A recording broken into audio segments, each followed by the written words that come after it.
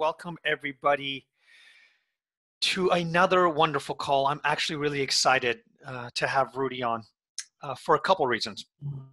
The first one is he's one of the reasons I really got into the principles, because he had a website, Three Principles Movies, that was literally a library of... Can you guys see me? No? Let me see. Sorry.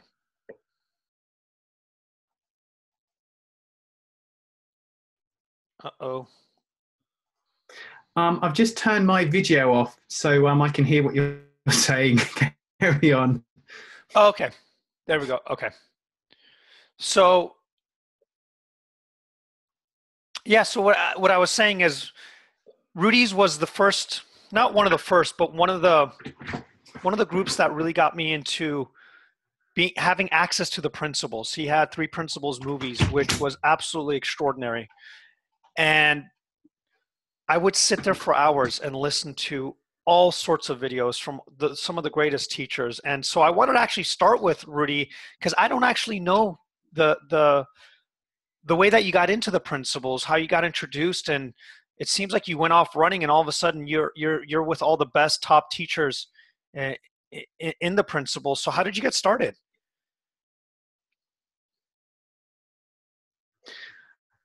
Well, I just conned them into free training, basically. I made up an excuse that I wanted to film the Three Principles, so everyone was happy for me to sit on trainings for free. So that's another way to train as a facilitator. So what happened is I heard about the principles. I went on the talk that Dr. Roger Mills gave a long time ago. Then Sydney Banks came over. I attended some of his trainings, and I was really struck by the results of this.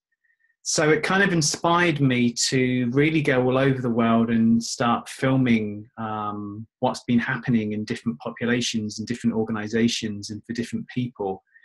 And so the inspiration took me to America and Australia and New Zealand and Canada.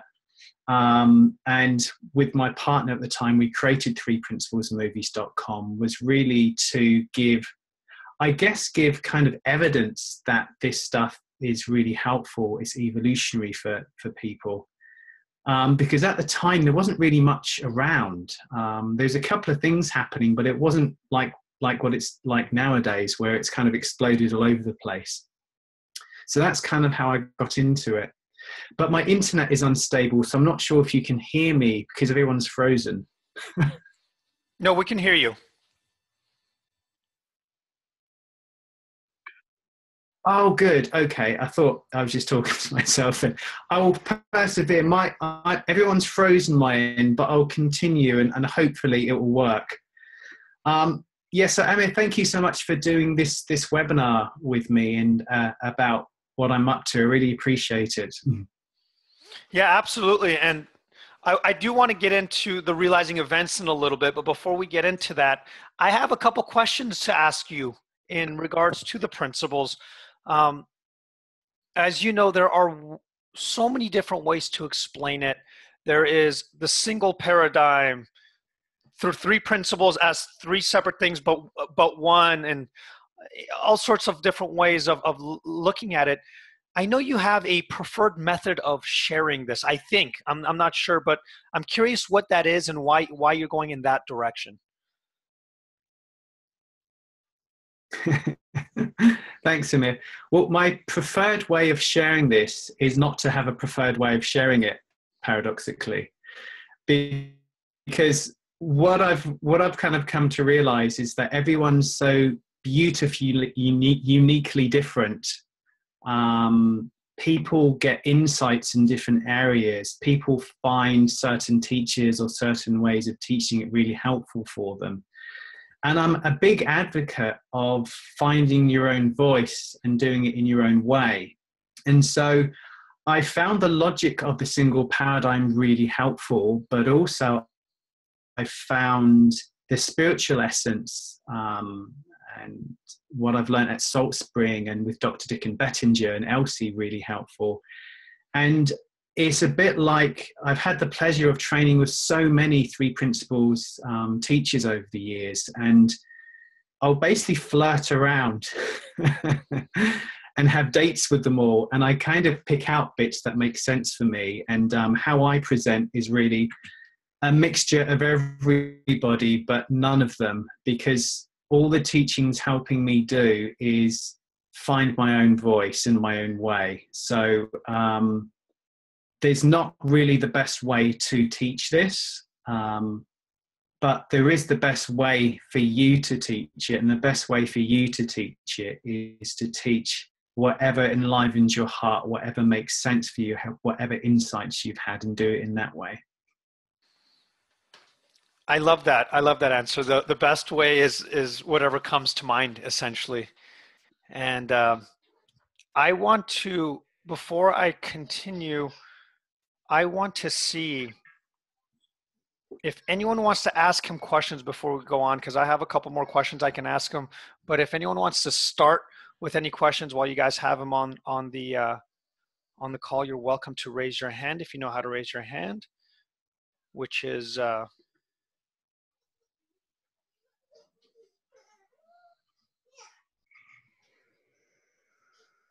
me see. Okay, hold on. My baby wants to come here real quick. She's been crying. Can I get her up here real quick? This is my little girl. Take your binky out and say hi. Say hi to everybody. Okay. She wants to go swimming in a little bit. So Rudy, you're really messing up my day. Hold on. Let me go. Okay, bye, sweet girl. Oh, sorry. I know. I know. Again, so I didn't get to see her. Oh, the sweet girl. So, you know what? While we're waiting for questions, Rudy, I do want to ask you. You're always doing big things for our community, like the Three Principles movies. You're planning on making a documentary, which I want to hear about, and you're also doing an event that, thank you very much, I'm also a part of, called Realizing. Is it called Realizing? What's the title? Potential. There we go. Realizing Potential. And so, let's start with the documentary. What's the idea behind the documentary?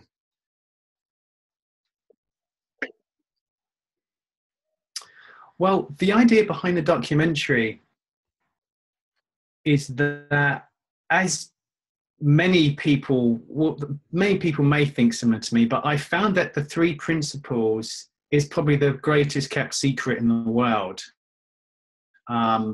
It's also not the most user-friendly. It's becoming more user-friendly, but to the average person, when you're talking about paradigms and principles and consciousness and separate realities, and it's not making a lot of sense to the average person, if there is such a beast. So what I plan to do is actually create two documentaries. The first one will be a cinematic documentary on how the human experience works, how nature of experience, which is obviously the Three Principles. But I'm going to set it up and word it in a really user-friendly, everyday way, using language that people will understand, get rid of the Three Principles terminology, and just make it very, very clean and understandable, again, to the average person, if there is such a beast as that. So that will have like an actress going through various life events, and those life events will be metaphor to explaining the nature of experience. So that will be kind of like cinematic and interesting to watch. The second documentary will fundamentally be the results or the implications of this understanding. So I'm going to get the best research that we can find, the most impactful transformations, people who's got most helpful insights, projects that are happening in hospitals, schools, homeless shelters, corporations, addiction centers, and go in and just film it all. And then what you'd have is really a bit like a travel documentary on this understanding, what's happening, where, and what are the results. And that hour and 20 minutes documentary could be squeezed to all the highlights to like a 10-minute video. So anyone wanting to like convince their boss or get into a government organization or approach a charity, they could send that video to them because it will be free, and they can kind of see the highlights of what's happening around the world, what are the results, what are the statistics.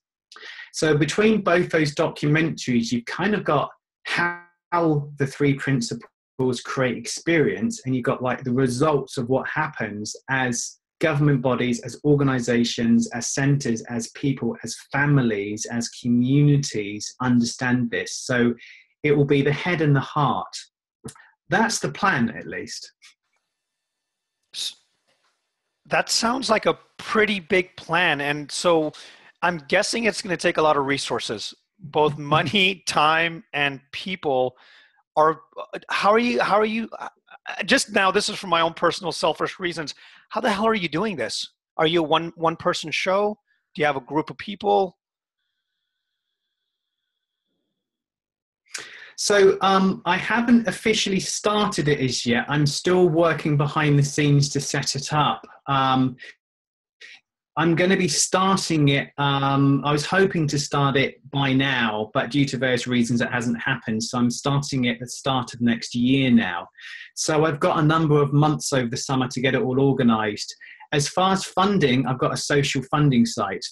And really, I'm relying on people's donations to donate towards what I'm doing.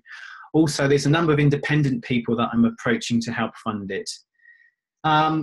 I haven't raised anywhere near enough money that I need to do it at the moment, but I know as I start doing it, as I release the video blogs of what's happening, as I start releasing some of the footage, as the momentum starts going, I think more and more people, it will get visible in more and more people's lives, and they will start, even if everyone donated like £1, I mean, that's thousands and thousands of dollars or pounds. So I'm looking at doing it that way. So at the moment it's me, and I've got a number of other people who are going to be helping me with it. And is the realizing potential, is the money from that also going to go towards the movie as well? Yeah, so one of the reasons that we've created, myself and Sarah Priestley, who's online here, has created the Realizing Potential online conference is, again, after expenses, the profit will go directly to funding the documentary. And so all the presenters, including yourself, Amir, bless you so much, all the presenters are literally doing it for free, giving up their time for free, because then there'll be more money in the pot to help create this documentary. And this realizing potential, when you're saying for free, you have some major players that are going to be on this. Can you kind of explain what it is that you're doing and a little bit about the event? Sure. Well, we've got like 32 different presenters. People like Chantel Burns, author of Instant Motivation, Dr. Dickon Bettinger, author of Coming Home. We got Jamie Smart from Clarity, Garrett Kramer, Still Power, Joe Bailey, Michael Neal. I mean, there's Ken Manning, Robin Charbot, Terry Rubenstein. I mean, there's just like a lot of people who have volunteered to help create this documentary and talk on the online event. And the other reason of creating the Realizing Potential conference is it's all online. So I know a lot of people, they can't afford to fly around the earth and pay for hotels and food and then fly home again. This brings the feeling and transformation of a conference to people's homes. So you don't have to go to the conference comes to you. And I did a bit of research because we did Realizing Potential last year, and I got a bit of research, and 9.5 people out of 10 said they had a big transformation from virtually attending the event. And the results that I saw were very similar to people physically going to a conference. So one, you don't have to travel anywhere. Two, it's so much more affordable. You don't have to pay hotels and flights and everything. Three, you don't have to take so much time off work. Four, I've written the points down here. It's just really user-friendly. You get a link, you press it, and then you're there. It's going to help fund the documentary. And what I've seen from the last event, it's hugely transformational for the people who attend it. It really takes the understanding out of the field of intellectual concepts to more of a heartfelt moment-to-moment embodiment.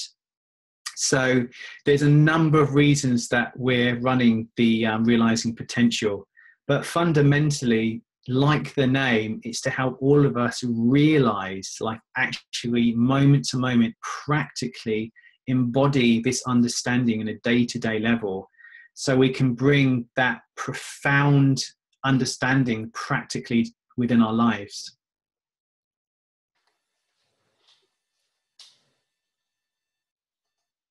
So Rudy, hold on, let me see. Again, if there's anyone that wants to jump in,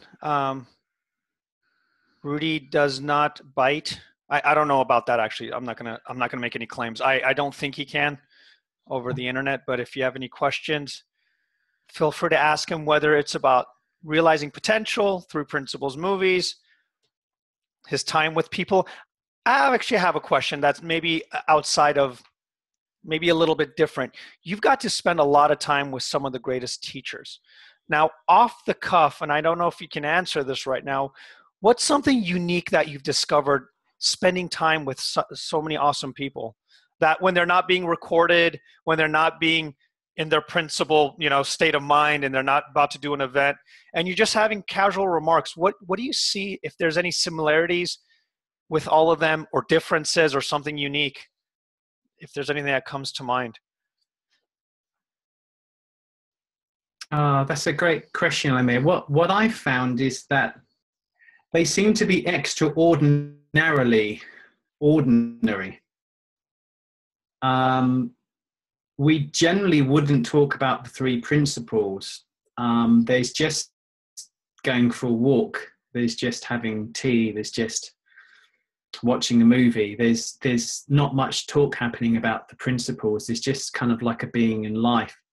Because the paradox of the principles is, although we talk about thought a lot, fundamentally it leads you towards not really thinking so much about your life and yourself. There's just the flow of this energy through you, doing the thinking for you. It's kind of bizarre.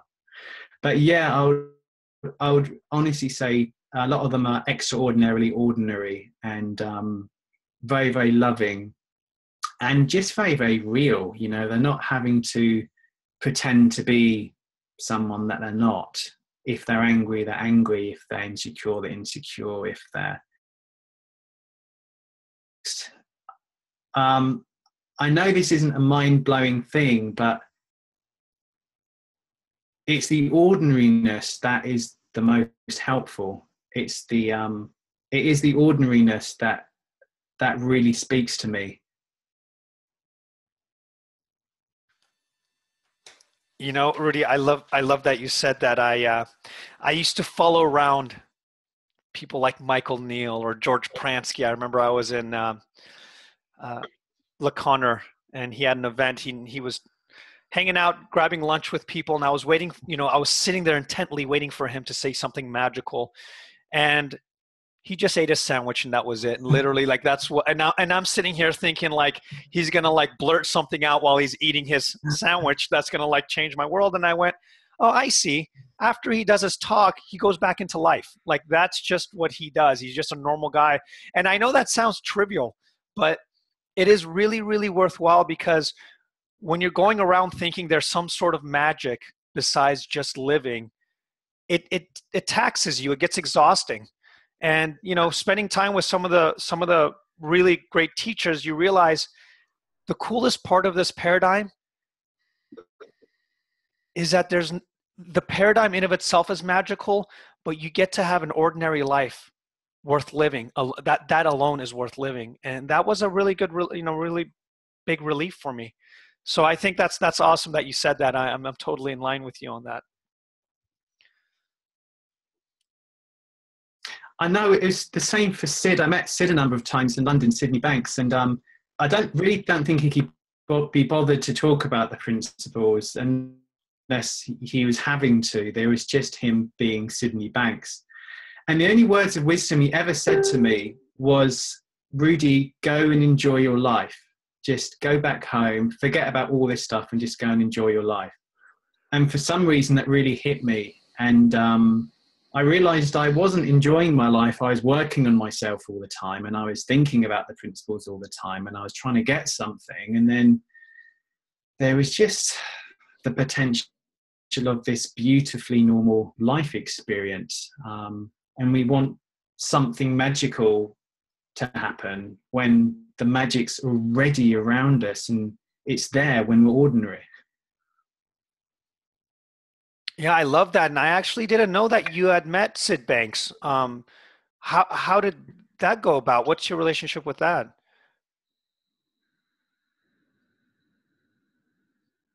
Well, I mean, this is a testament to how quickly it spread. When was this? About 14 years ago. It was myself and 7 other people in a room with Sydney Banks and Roger Mills. And as far as I know, I think we're literally the only people in Europe who had come across this. And now, I mean, there's probably 100,000 people in Europe. I mean, I'm guessing this is a lot of people. But I love the camaraderie of Dr. Roger Mills and Sydney Banks. They just loved one another. And Sydney, the first time I saw Sydney Banks, he walked out and he was emanating such a deep feeling of love. And he was with his wife and they were holding hands as they were talking. And you can tell that they really loved one another. And when he wasn't talking, he was just quite relaxed and just chatting to people and not having to say anything wise. Just, how's your day? Oh, the weather's nice. Just very, very normal conversation. So I was very, very fortunate to meet Sydney Banks. That's brilliant. So anyone have any thoughts, any ideas that you have your chance to speak to Rudy? Or if you want to ask Sarah any questions about the Realizing the Potential event as well. Anyone want to get your hand raised? A principles question. Let me see, I'm looking at.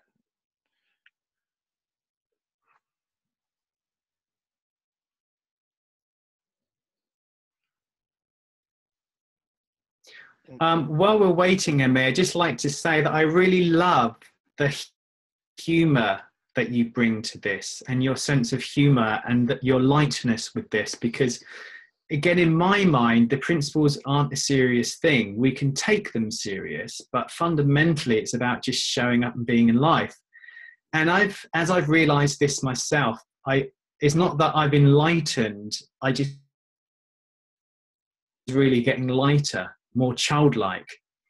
And so I love the way that you're playful with this and you take the mickey out of things and you just make it funny. And I think that's, from my perspective, that's really in line with the ethos of the principles.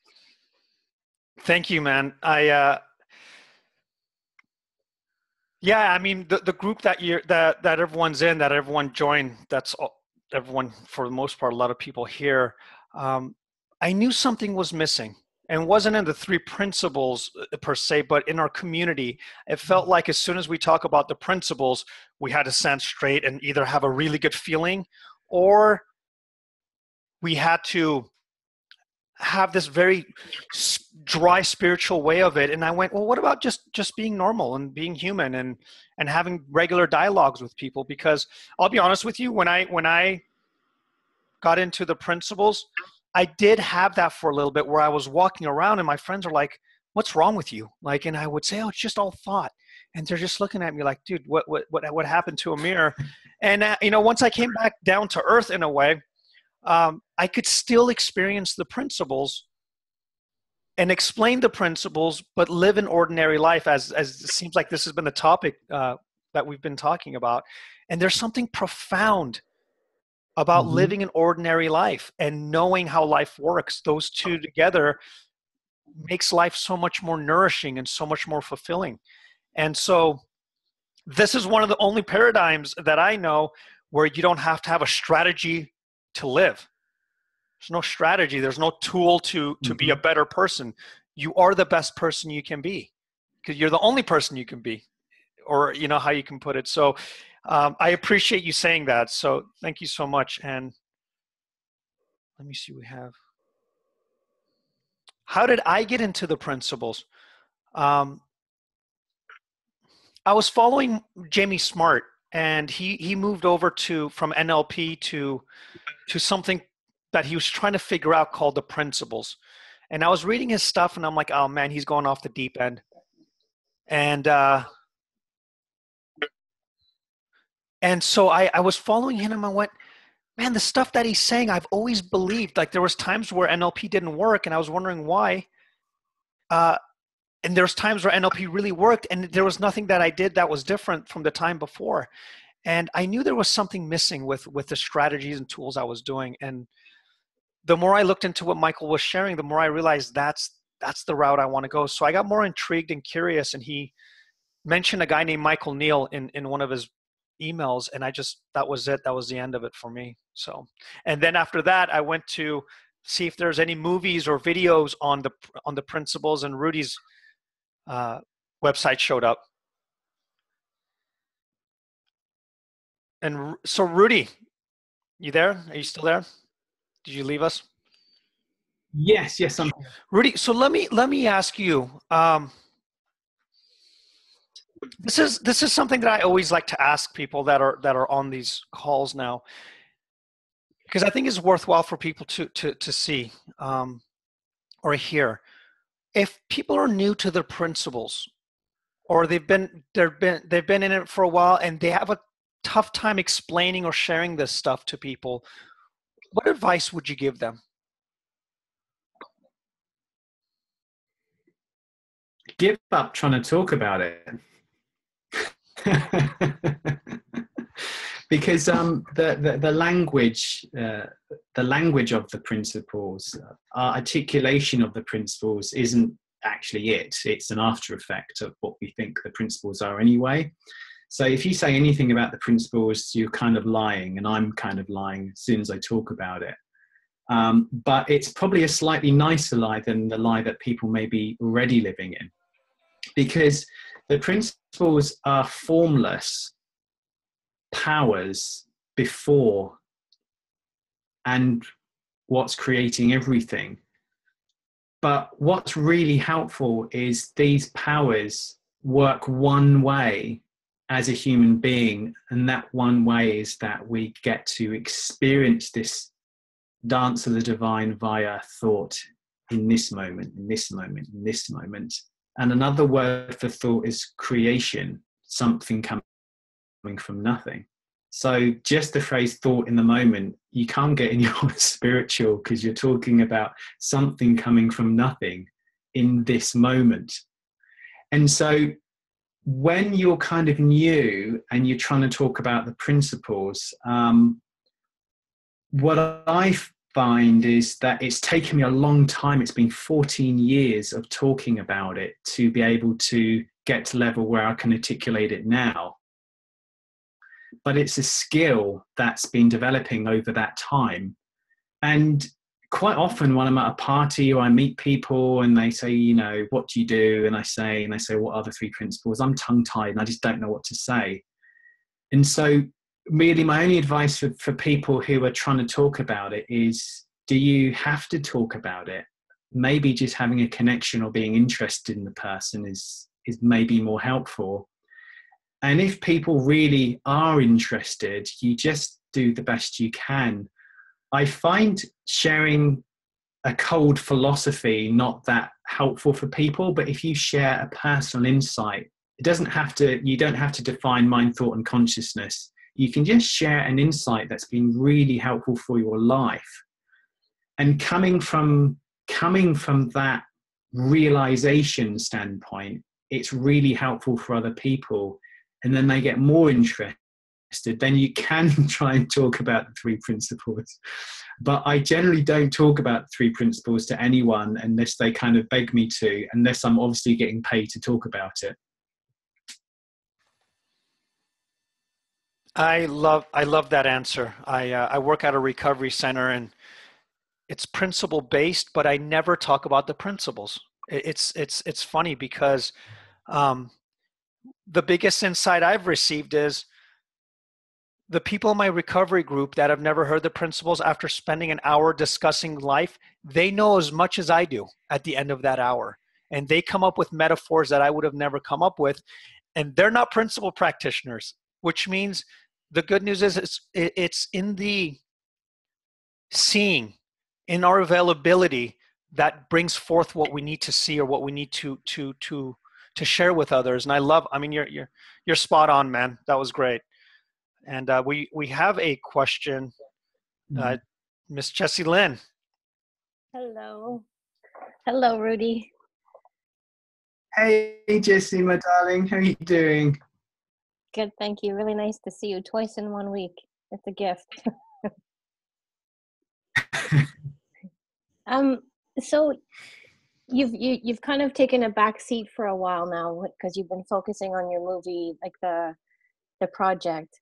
So I'm wondering if something like you've had during this time, if there's different insights that have been landing for you now that you're kind of away from the teaching all the time and the sharing. Not that you're not doing it, but you're not doing as much.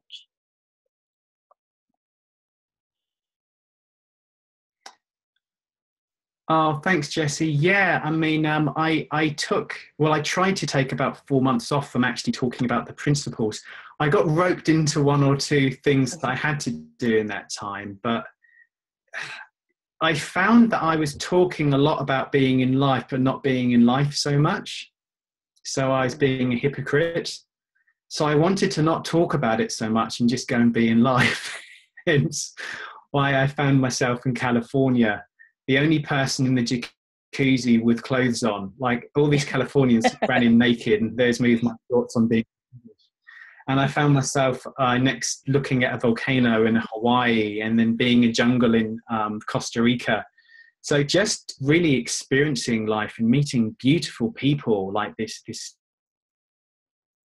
up, and meeting these surf dudes, and meeting just beautiful, interesting people, and experiencing just the wonders of nature.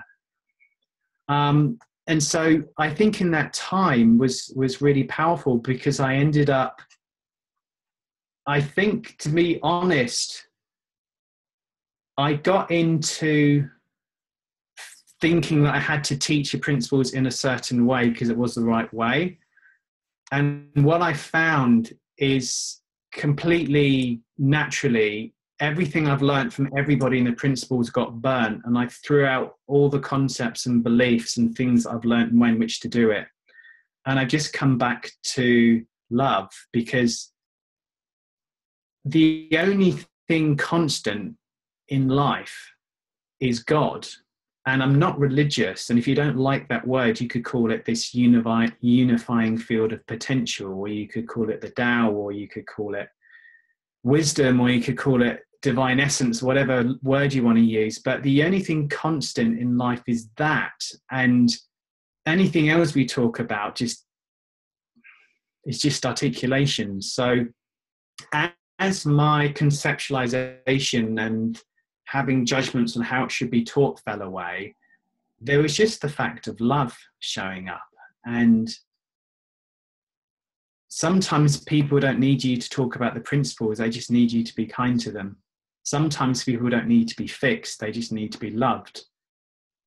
Sometimes you don't have to write diagrams and articulate the principles with clarity. You just need to listen to people and feel loving towards them. Because without love, I mean, I think I said this on the other webinar, you can be the most charismatic, articulate, well-versed person in the principles, but it's like having this shiny Maserati with no engine in it. It looks great, but there's no power behind it. And so I think it's a lovely question, Jessie, you know, because I've just come back to what I originally started. My very first insight before the principles was love. Everything else is secondary. And I've come back home. It's taken me 26 years to come back home to that one insight, but I'm seeing that deeper. And the principles helps me articulate that in a way which is much more transferable to people than before. Oh, it's lovely to see you. I can see it. I could see it the other day, and I could see it in you now. It's beautiful.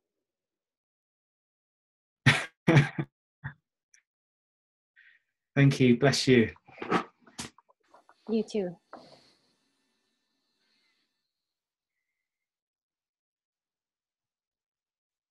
Anybody else want to say something to good old Rudy?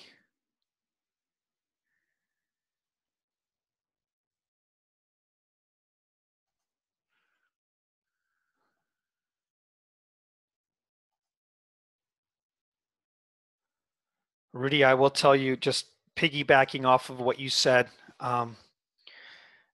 every Monday, uh, I finish my recovery and I go, oh crap, I got to do this again in a week. What am I going to talk about? And what's funny is that I do that for about 10 minutes and then I go back into life. Somehow something shows up in my life that becomes a learning lesson, that becomes something that is better than anything I could pick up on from a metaphor from a book or a principles book or a webinar. And we dismiss that fact because we forget that we are the variable. The fact that we are doing this gift moment to moment in of itself is the variable. And you're going to hit an insight, you're going to hit a learning by design, just the way that we're built. And so I love that this theme, the central theme, that it's not only easier than you think, it's more ordinary than you think. And in that ordinariness, the most extraordinary thing happens for people. And for me, it was the other way around. I used to think I needed to be extraordinary for them to live an ordinary life. And I did that for myself as well, which is very, the irony of that. So, Rudy, this has been a brilliant reminder for me, even. So, I know. I mean, it's so interesting. Like when I get together with like Dr. Dick and Bettinger, we don't talk about anything spiritual. I remember once being in a Thai restaurant with him and we were prattling around. Do you say prattling around in America? Like just joking around so much that we were both roaring with laughter till our stomachs hurt. And I think the Thai restaurant was getting angry with us because we were so loud. Other people, like, it's just really good fun. Life can be really good fun. I mean, believe me, I've had a divorce. Both my parents have died. I've been bankrupt. I've had serious things happen. So I'm not just kind of saying this, but the potential is just to have a really nice life full of laughter, full of fun, not taking ourselves so damn seriously all the time. And just dancing when it rains as well, so to speak. So when we stop thinking about ourselves all the time, there's just this natural outward focus on life, and then life is happening, and there's a happening called us in this divine happening, and it's all just as it is, and we are as we are. And then you lead a more and more unconditional life, not needing people to be any different from what they are, not judging yourself if you're having a thought storm in your own head. And then then the ordinariness takes over, and then life becomes truly magical. Like nothing's changed, but everything's different. And that, I mean, what is love? A love is a mind without judgment. A love is a mind that's unconditional. And so we start naturally living a more and more unconditional, loving life. We stop fighting reality and wanting things to be different from what they are, and just naturally accept things as they are and as we are, and have a party while it's all happening. So here's a question. I feel like even sharing the principles is having its own evolution, right? And I have a vision. I've been talking about not just being in cold hotel rooms for 8 hours and just talking about a good feeling, is utilizing what we have, the nature, walks and things like that. What do you think the next evolution will be for us? I mean, I still like sharing. I still like exploring it. It's fun to do, but I feel like there needs to be another way of doing it than just being in hotel rooms. What are your thoughts, and do you see it going anywhere? Oh, I love that. I think, okay, so you got this fact of this power behind life. We experience it via thought. There's two facts, okay? Everything else is made up. How you should teach the principles, that you should use a diagram, you shouldn't use a diagram. You should just talk in the moment. You shouldn't have things prepared. You need to do it in natural surroundings. It's all human concepts. When you go back to those 2 points, that's the only thing that's actually true. So I would encourage people to do it through art, do it through music, do it through walks, do it through animations, have a comedy evening, like compose songs. Like there isn't the right way to do it. There's just concepts on the right way to do it. And I know that a while ago, there was an artist on my retreat, and she drew her insight as a picture, and she was really frightened to show people, because she said, well, I know that you're not supposed to put this formless into form. And I'm like, well, where'd you get that idea from? And so I kind of forced her to show her picture to the rest of the retreat group. And about 4 people had really big insights from seeing it visually.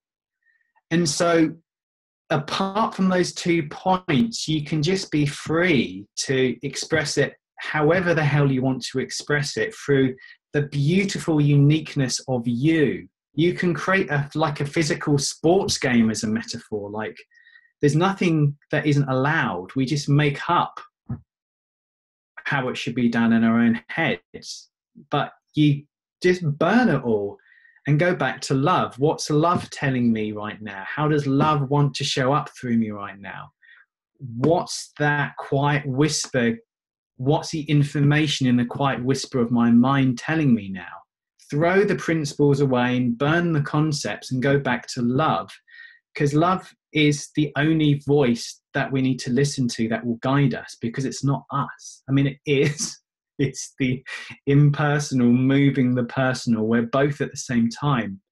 But when you go beyond rights and wrongs, you've just got this power showing up, and it can't express itself if you're giving it all these conditions to how it should be. Yeah, that's brilliant. And so I see a lot of in our community where the concepts are becoming very important.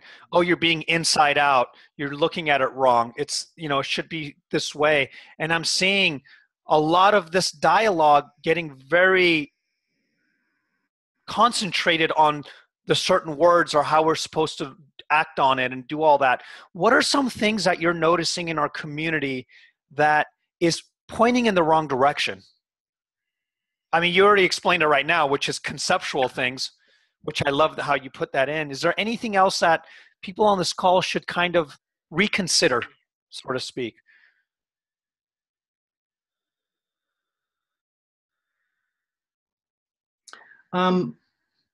I guess we get really hung up on the words and the metaphors as the principles. Anything that you can read about the principles isn't it, because it's in the form. They're just pointers to it. I mean, as a metaphor, like the principles were like a black hole. Like you can't see a black hole. The only reason scientists know black holes exist is because of the movement of the star systems around the black hole. But light can't escape, so you can't see a black hole. The principles are like a black hole. You can't see them, touch them, taste them, feel them. Well, I mean, it's all of it, but it's before the form. And so out of the form comes concepts about the formless. So there's nothing wrong with using concepts in the form, as long as you know it's concepts in the form. Then you don't get so attached to it as the truth of the principles. Because the way I've been sharing this has just changed. Every couple of months I'm changing how I talk about it and using different metaphors, and I'm throwing things away, because nothing that we're saying is really the truth. It's just pointers to a truth. So again, depending on the person that you're with, I find it really helpful just to listen to them and talk to them from their own reality, use the words that they use and things that fits in with their mental viewpoint of the world. And I personally don't like the word outside in and inside out. It doesn't do much for me. But I like the word factual and non-factual. That's just a personal example, really. But again, go beyond the words and you just got creation in the moment, using words to express itself. And the words aren't it, they're pointers. And facilitators aren't it, they're pointers. So look in the direction it's pointing, not at the pointers. Because if I said it's over there, everyone starts looking there rather than over there, if that makes sense.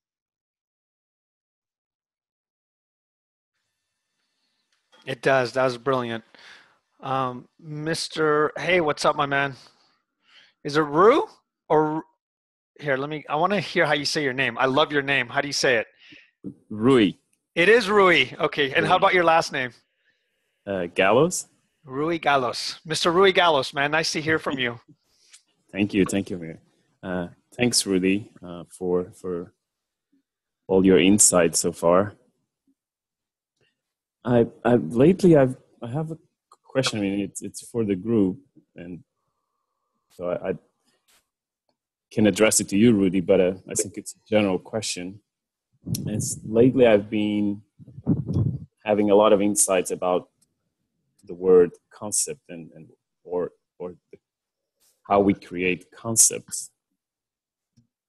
And then, like you're saying, the words don't make justice, and that's the only thing we can actually do to express ourselves. And through art, like you said, there's drawings, but through the form is how we can actually express ourselves and our views and our insights. So I get this feeling that we are always conceptualized. We are never out of the concept because we have no means to get out of conceptualization. So you can say there is a truth behind all concepts, but that's another concept.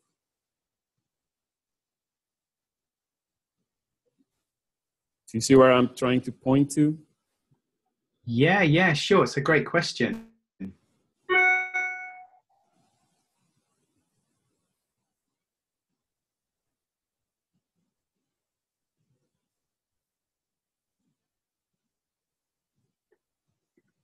Sorry, my internet's got quite a time lag.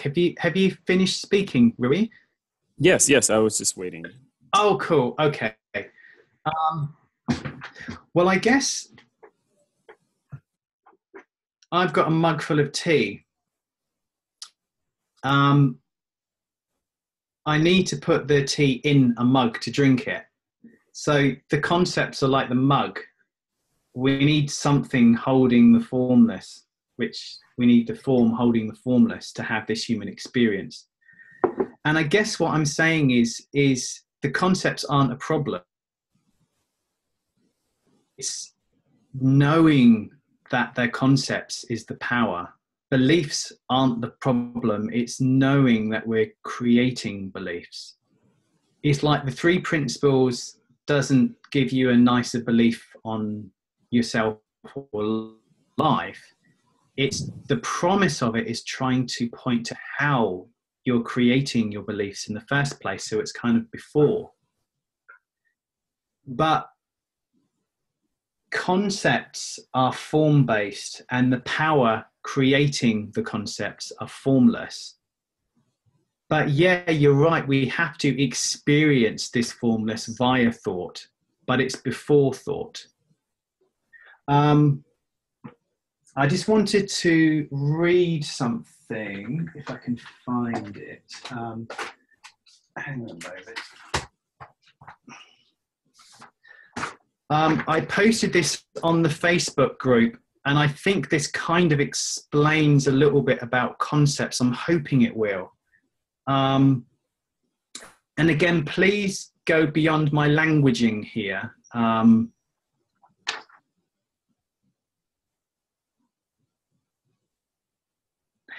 So I've written, and you may have heard this already, so I apologize if you've heard it. What I wrote in 2016, I had an experience of the formless before the concepts, and I was doing my best to try and articulate it in the form of words. So I'll just read 3 lines of this, 3 paragraphs. What I wrote is, love is poisonous to hate, but hate is not poisonous to love.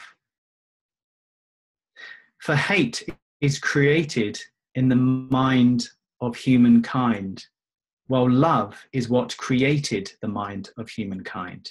One is created, the other is creation. Hate created in the mind of humankind is held only as long as it's thought. Then as thinking moves, it disappears until conjured into being by thought. Love is not created in the mind of humankind, for it is the mind of God. It will be present regardless of what we think, and it cannot disappear, for it has nothing to disappear into apart from itself.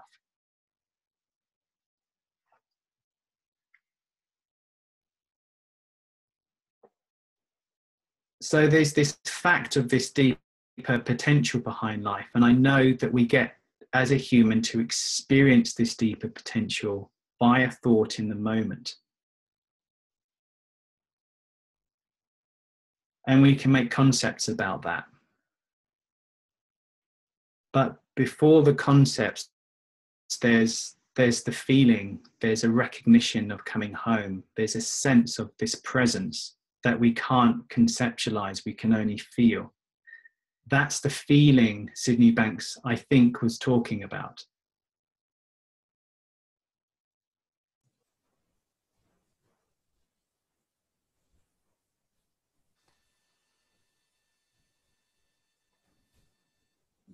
Yeah, thanks for that. Again, I still see the concept, because that's how I can entertain what you just said. I have to conceptualize what you just said. I don't have another way of doing it. And even the formless is a concept for me as well. So everything somebody will share with me, I have to make something out of it, to make a meaning of it, in order to be able to feel it. Otherwise, it's just noise. So, like, for example, when you don't learn a language, you hear people talking to you, but you make no sense out of it, right? So I have to, in order to understand, I have to have some concepts in order to give meaning to things. And that's the loop where I think I don't think human beings can get out of this. But that's just where I am at the moment. I just wanted to share and see what you guys think about it. When I was traveling in Nepal and the Himalayas, this is crikey, about 17 years ago. I was in this little Nepali village in the middle of nowhere, and I was like the only Westerner. I think I was one of the only Westerners I've ever seen. I had no idea what they were saying, but I felt their interest. I felt they liked me, and I kind of had a sense that they wanted me to stay. I didn't understand the language. It was a feeling. And so the feeling of this operates before concepts, and then we conceptualize it into something. That's why the metaphors of the head and the heart, there's not really a head and a heart. I mean, that's just another concept, but it's a state of consciousness that we get to experience via a feeling. And often people can change and they can't put it into words, and they can't tell you what's different or how it's different. They're just different because it's operating under the banner, so to speak. But anyway, and I'm really sorry, my internet is so bad. I'm only hearing every other word people are saying, so I'm trying to interpret what people are saying here. I'm just glad that you can hear me. You know, Amir, what would you say to that? You know, I'll tell you what I get that Rui and I, we go back and forth with this conceptual stuff, and I love his way of thinking. I will tell you there's different types of truth that I've experienced. There's logical truth, right? There is transcendental truth and metaphorical truths. Metaphorical truths are pointing to something that underlies our human experience, that if I say to you a metaphor, the metaphor in of itself isn't doing anything. It's the sentiment of the metaphor, you know, that gets us to see something. And I'll give you a really good example. In my recovery center, I think everyone in my recovery center knows heroin is bad. I don't know. I just think so. I think they've been told heroin is probably not a good thing to shoot up on. There's scientific truths. You know, the question is, if there's scientific truth, why do they still do it? If there's medical truth as to the harmful effects of heroin, why would they get on it, right? And so when we talk about the principles and talking about beyond concepts, I had someone who was addicted to crack cocaine and heroin for many years, relapsed for many years, came to my group 2 groups ago and said, I don't want to do it anymore. And I said, why?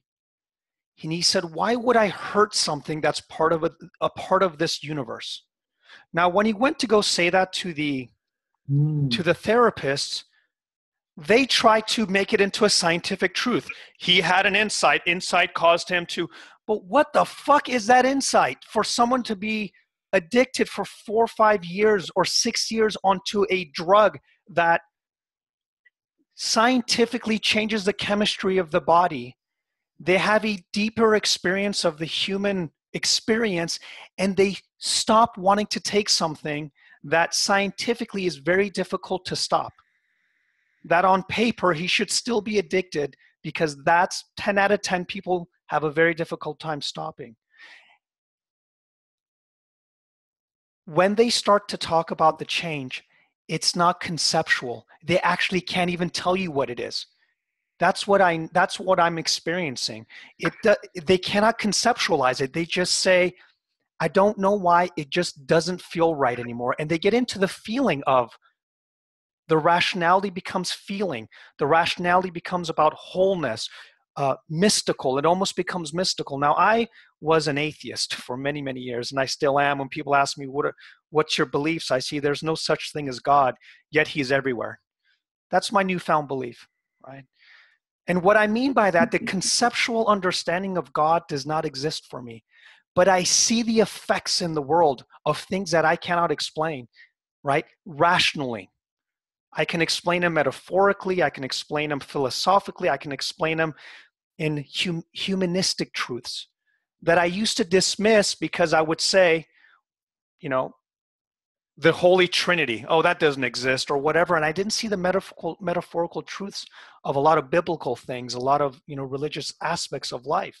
And so I don't know if I'm answering your question, but what I will say is that when we're saying everything is a concept, what is the thing that gives us rise to say that? That's going one step beyond the concept. What is giving that rise for us to even consider that things are a concept? What is that thing? What's that awareness? What's that availability for us to be self-reflective in the first place? That's not a concept. That is the thing that's giving rise to concepts. I don't know what it is, but when people point to that place, it changes them. It stops them from doing heroin. It stops them from doing crack cocaine. It heals their marriages. It lets them see their employees in a new light. It connects them to their wives and daughters and their children again.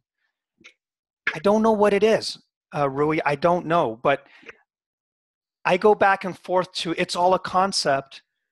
until I see people changing beyond the conceptual understanding. And I'm still in the pondering stage, Rui. So, I don't really have an answer for you, but I just keep seeing it happening. That's all I've got, to be honest with you. And I don't know if that was anything.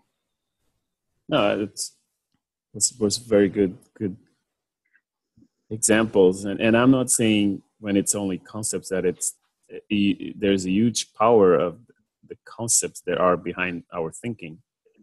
So right now, what I can see, like Rudy said, it's thought, and all those concepts that thought entertain, they are powerful, right? I mean, if you have the concept you are God, you can imagine the tremendous energy that there will be behind that concept.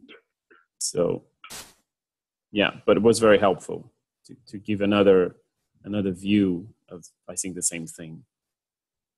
Thank you. Thanks, Rui, and thanks, Amir. That's beautiful, Amir. The only thing I would add is, what's a concept? It's the way we think about something, and so it's still coming from the power of mind, or the power of thought, the power of thought conceptually, or the power of thought spiritually. It's all coming from that one deeper power.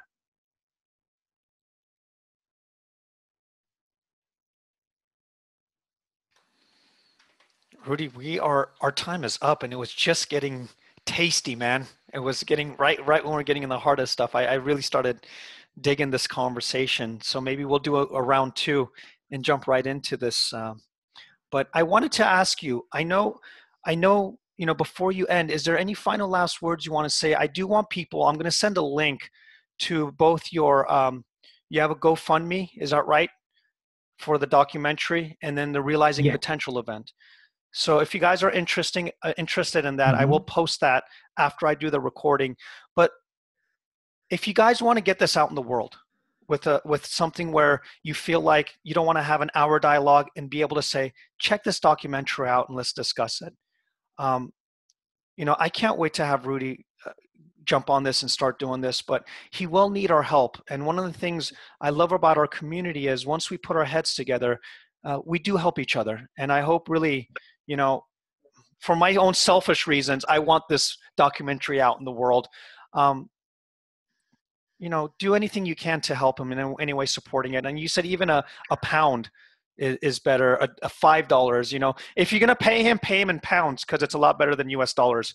So just remember that, folks. Just convert it into pounds. If you're going to give him $5, give it £5.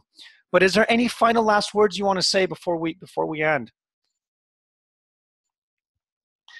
Well, again, bless you, Amir. Thank you so much for your kindness and your generosity and creating this webinar and giving me the space to talk about this stuff. I deeply appreciate it.